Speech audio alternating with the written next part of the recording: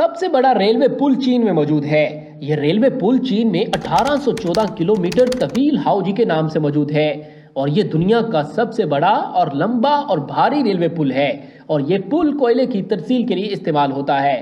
اس کی کل لاگت اس وقت تقریباً 27 بلین امریکی ڈالر تھی۔ یہ پل اندرونی منگولیا اور شانشی سے چین کے جنوبی صوبوں تک 200 ملین ٹن کوئلہ پہنچانے کے لیے بنایا گیا تھا۔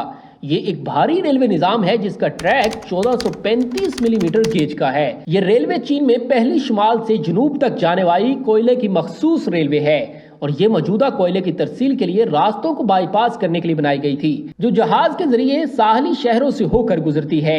یہ لائن سمندر کے راستے سے 20 دن کی ترسیل کے وقت کو کم کر کے صرف 3 دن میں ریلوے کے ذریعے پہنچا دیتی ہے۔ یہ لائن کئی مقامات پر موجودہ ریلوے کے ساتھ جڑتی ہے تاکہ دیکھ بھال کی سہولیات کو شیئر کیا جا سکے۔ اس ریلوے کی ڈیزائن رفتار 120 کلومیٹر فی گھنٹہ ہے۔ یہ چین ریلوے کے ذریعے چلائی جاتی ہے۔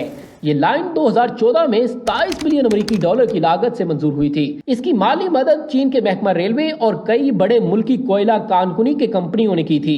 یہ ریلوے 28 ستمبر 2019 کو افتتاح کی گئی تھی۔